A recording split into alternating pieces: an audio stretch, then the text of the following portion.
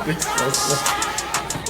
y'all, welcome back to another vlog. Thank you guys for tuning in again to Black Girl White Coats. I am Sandra, and today I have a special guest with me, Brandon. He's a fourth year, or actually, he's now a doctor. Okay. Since match day has come, he goes to my school, and he was a great help for me getting through my first 2 years of medical school. He was always that little source of wisdom for me and, you know, helped guide me through blocks and stuff like that. So I'm happy to have him here today to talk about his journey from undergrad to matching at his #1 choice. Like, that's big news, y'all. That's big. So I got a celebrity with me today, whatever. Oh my gosh. Just introduce yourself a little bit. So first and foremost, before I get into introducing myself, I want to just thank you so much for having me on the show. I truly respect what you're doing. Seeing you do this for the past year and a half now, I think it's great what you're doing, and I see that you've been able to reach a lot of people through this vlog, and I commend your efforts. Thank you. So I'm happy to join you guys. Hopefully I'm able to give you guys some good information that you guys can use in the future. So my name is Brandon BEsianor. A little bit of background about me. I was born in Brooklyn, New York. I lived in Brooklyn up until the age of 2, and then I moved to Ghana, West Africa. And I lived in Ghana up until the age of 8. Then I moved to the Dallas-Fort Worth area to live with my mom. And then I went to UT Arlington, majored in exercise science, and then went directly into medical school. I had no idea that you lived in Ghana for a while, and you were born in Brooklyn, and then you went to Dallas, and now you're in Houston. Yep. That's a little bit much, but hey, you're well seasoned. I'm real well seasoned. All right, so first we're gonna start off with talking about undergrad, and we're gonna get a little bit of background about how he got through undergrad and where he went and what he did. And hopefully that can help some of you guys who are still, who are either in high school about to go to undergrad or undergrad trying to get through living that pre-med life that we all struggle through. So yeah. So if you could just start off by telling us where you went to undergrad and what made you choose your school and your major and stuff like that. So I went to UT Arlington, go Mavs, if any of y'all know where that's at. Not at all. Don't play. So interestingly enough, like UTA was not where I wanted to go. I didn't know much about the school. I was from the Dallas-Fort Worth area. I wanted to get away, but ultimately, they gave me the best financial package out of any of the other schools that I was interested in going to. Ultimately, I made the strategic move that was going to be best for me in my future and decided to go to UTA. And I wouldn't take that back for anything. I had so many great experiences there, made some great relationships with people, got to do some great things, get involved in some great organizations, and I really enjoyed my time out there. And you majored in exercise science, yes, right? What made you choose that? Did you start off knowing that that's what you wanted to major in, or? Yeah, so to be quite honest, like, I was really involved in sports growing up, and exercise science just sounded cool. I was like, okay, I'm gonna do exercise science, I might do physical therapy, we'll see where it goes. But as I got involved in the major, I realized, like, this isn't me. This isn't what I want to do.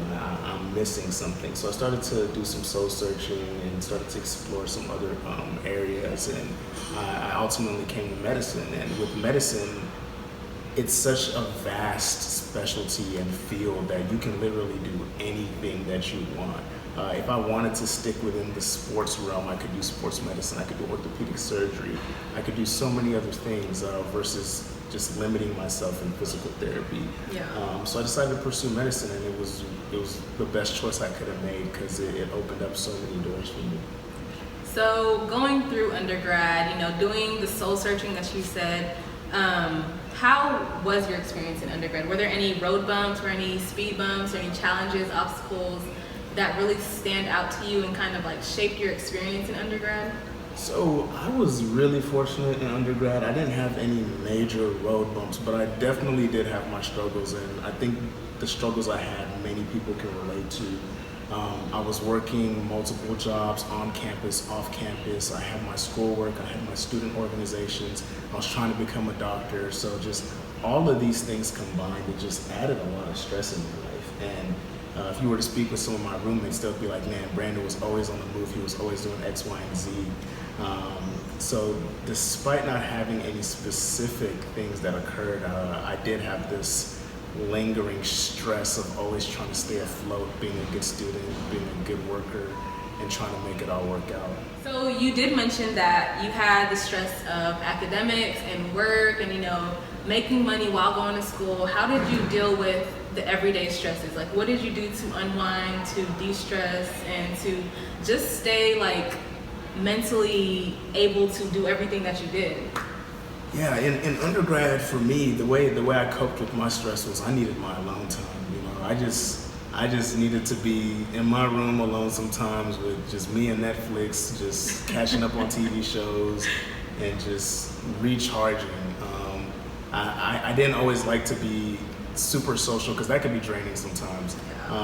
But sometimes I would want to do that when I had the free time to. But ultimately, I recharged by just having my time to myself to recuperate.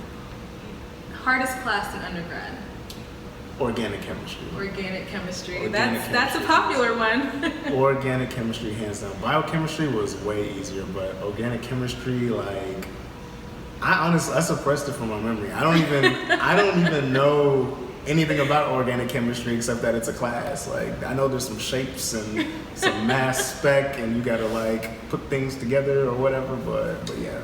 Yeah, I can definitely relate. Through your preparation for the Mcat, what was that like for you? How many times did you take it? What did you use to study? So, first off, let me just start by saying we thank God for the Mcat being passed with one attempt. I was super fortunate in being able to be successful on the actual test day. But prior to the test day, I struggled so hard with this exam, y'all. So let me backtrack a little bit. I used a Princeton Review to prepare for the exam, the online class. I didn't go sit down in the class or anything. And I really liked the course. It wasn't necessarily the teaching that they did, but it was the resources that they gave me that really helped. I started off going to all the online classes, and then I realized, you know what, I can create my own schedule and use the resources that they gave me and make the best use of my time that way. Yeah. But ultimately, it was definitely a struggle. On practice tests, I did not perform very well. I was doing really, really bad. Verbal reasoning, or whatever it was called, was the most difficult for me. This was the old Mcat when they only had 3 sections: verbal, physics and chemistry, and then what was the last one? Biology and biochem. But verbal reasoning, I just could not get past that section, and no matter how hard I tried, I just could not get past it. So I had to figure out a way to be strategic and kind of beat the test. And for me, I realized that if I did 4 sections really well, I actually did better than when I tried to cram 7 sections into the same time frame. And that's what I did on test day, and luckily my score jumped up like 4 points. And I got into medical school, so it definitely worked out. But for all of y'all that are studying for the Mcat out there, there's one very important thing that you need to know. I mentioned earlier how I was juggling work, I was juggling organizations, I was juggling all these things. When it comes to the Mcat, that needs to be your main priority. This is a time in your life where you need to be selfish, where it's just you and this exam. If you're fortunate enough to have a supportive family, lean on your family, lean on your friends, do whatever you need to do to make this test your priority. Cut your work hours if you can. I know some of you can't, but if it is an option, please do that. It's only 3 to 6 months of your life, however you want to study for this exam, but it does you no good to try to juggle all of these things and perform poorly on this exam, have to take it again and again and again, and having to repeat this cycle. Just take the time, do it once, dedicate your time to it, and pray to the Lord that hopefully things work out in your favor. And just because things aren't going your way on these practice exams or whatever study material that you're using, don't let that define who you are. I guarantee you that the Mcat does not determine whether you're going to be a good doctor or not. Like I said, I struggled, but the blessings of the Lord allowed me to do well on test day, and I've made it throughout 4 years of medical school, and now I'm going to be a doctor, and I'm going to a really good residency program, despite struggling on the Mcat. So don't get discouraged despite the fact that you're not performing where you want to perform at, because you will overcome it, and once you overcome it, you're going to become a doctor. So just stick to it, grind it out, and make it through this exam. Yes, thank you, Reverend Brandon. Oh my gosh. From the second congregation. Oh no, but for real. It's offering time here at the... That was a word for real. I mean, that applies to me now, studying for STEP. So I will definitely take your advice, and I hope you guys, heard that, listened to that. Take a second, rewind, go watch it again, because he was spitting facts. Let's go away from academics, and what did you do for fun? Like, what was what were some hobbies you had in undergrad? Like many undergrad students, I enjoyed partaking in a bit of a turn up, if you will. I like going out with my friends, like you're young in undergrad, there's parties, and you just want to go out and have fun. And if it's not that, it's just y'all are all chilling together and you're so carefree and, going out to do things out in the city or whatever it might be. I just like being around real good company. And playing sports, weightlifting, staying healthy, those are things I really enjoyed doing back in undergrad. And I hear that you were in a fraternity, or you are in a fraternity. Tell us about that, joining and pledging and still being a pre-med student at the same time. Yeah, so I am a member of Alpha Phi Alpha Fraternity Incorporated, the greatest fraternity there is out there. Okay. But you guys already knew that. I shouldn't even be telling you this. But anyways, joining the fraternity, I thought it was one of the greatest things I did in undergrad. It enhanced my life in so many different ways. It enhanced my commitment to the community. It enhanced my relationships with 4 other individuals who I now call my brothers. It opened my eyes to just so many different things. I could go on and on and on all the benefits that I gained from this. And balancing that with trying to do medicine, it was tough. Going through the process of joining a fraternity is very, very, very, very, very, very time consuming. And I happened to be doing that during the interview application season for medical school. And I still remember my first interview at UTMB in Galveston. I was still doing the process to become an alpha, the national process. And it was tough, but ultimately I really wanted to become an alpha, and I mean more than becoming an alpha, I wanted to become a doctor. So when you really want to do something in life, you find a way to make it work.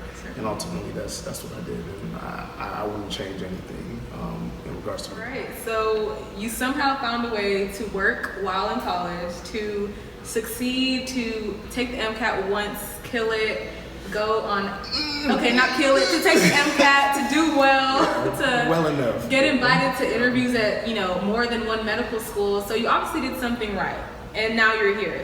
So what is the best advice you can give to a young Black man who is watching this vlog now and wants to be where you're at, but is struggling just to get through undergrad? He knows he wants to be a doctor. He knows he wants to get into medical school, but maybe OChem is holding him back, or maybe he has this one advisor who's telling him, nah, dude, you got to pick another major because you're not about to be a doctor. Like, how do you encourage those students? So first and foremost, I think if you've already decided that you want to become a doctor, you've already overcome the hardest step. So if you know in your heart that this is something that you want to do, then you already have the biggest check mark already knocked off. From there, despite any struggles that you might have along the journey throughout the path, try your best, specifically you Black men, try your best to seek out individuals who can help you overcome your struggles. We often think that we can do things on our own and we don't like to seek out help, but throughout this process, there are times where you're gonna have to put your pride to the side and humble yourself and reach out to other individuals to help you get throughout this process. We've all done it, I've done it, and many other individuals that I know going through this process have done it and continue to do it. Even people at the top, physicians, so reach out for help when you're struggling. Don't feel like you have to go through this alone. You have a support system out there, you just have to find it. And know that this is possible. We need more of you, we need more of me, we need more of us out there because we are extremely underrepresented, and it's a huge problem. Our Black women are doing phenomenal, but we need to catch up to them, and increase our representation. So if you've decided this is what you want to do, stop at nothing to make it a goal that you can indeed accomplish. All right, that was solid advice. That's some wisdom right there. So this wraps up our undergrad portion. Y'all stay tuned. Click the link below whenever it becomes available. Part 2 of this vlog will be going on to talk about getting into medical school and how he got there and how he did in medical school for those first couple years and how the transition was. So y'all stay tuned. The series continues.